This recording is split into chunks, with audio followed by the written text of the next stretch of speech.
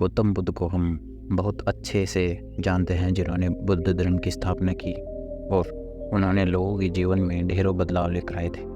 गौतम बुद्ध का बचपन का नाम सिद्धार्थ था। एक बार राजा सिद्धार्थ के महल के पास एक उद्यान था, जहाँ पर राजा सिद्धार्थ बैठकर प्रकृति का आनंद लिया करते थे।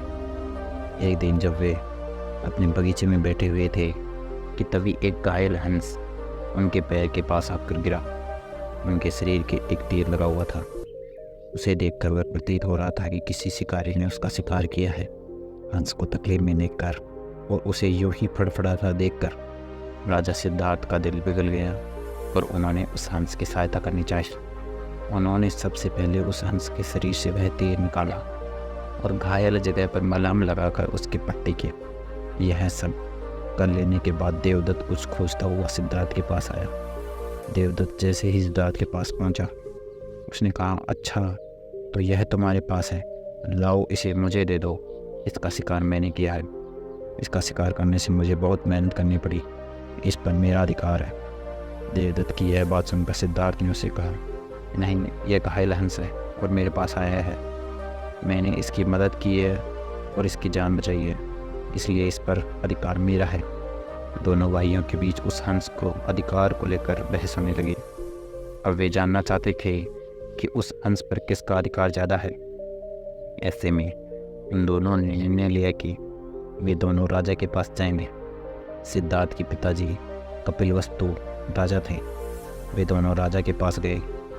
राजा के पास पहुंचते ही देवदत्त ने उनसे सबसे पहले कहा, महाराज, इस हंस पर सबसे ज़्यादा अधिकार मेरा है, क्योंकि मैंने इसका शिकार किया है। इस वजह से आप सिद्धार्थ के कहिए कि हंस मुझे दे दे। जैसे ही देवदत्त की बात पूरी हुई, वह राजा ने दोनों को शांत किया और फिर उनसे पूछा कि पूरी बात क्या है। ऐसे में सिद्धार्थ ने राजा को पूरी बात बताई और उनसे बोला, पिताजी, बात यह है कि हंस का शिकार देवदत्त ने किया, लेकिन यह हंस घायल होकर मेरे कदमों के पास आ गिरा। इसे घायल देखकर मैंने इसका इलाज किया और ठीक किया। अब आप ही बताइए, इस हंस पर सबसे ज़्यादा अधिकार मेरा है या नहीं। राजा ने इस मामले में अच्छे तरीके से विचार किया। विचार कर लेने के बाद उन्होंने सभा में सबसे एक बड़ी बात कही, और वह बात थी कि मारने वाले से ज़्यादा बचाने वाले का अधिकार सबसे ज़्यादा होता है। इसलिए इस हंस पर सबसे बड़ा अधिकार सिर्फ और सिर्फ सिद्धार्थ का है, क्योंकि उसने इस हंस को मारा नहीं, बल्कि उसे घायल देकर उसका इलाज किया और उसकी जान बचाई। राजा को ऐसा कह लेने के बाद देवदत्त को बात अच्छे से समझ में आ गई। वह भी जान चुका था कि मारने वाले से ज़्यादा बचाने वाले का अधिकार उस पर सबसे ज़्यादा होता है। इस कहानी से हमें सीख मिलती है कि मारने वाले से ज़्यादा बचाने वाला बड़ा होता है और उसका अधिकार भी मारने वाले से ज़्यादा होता है।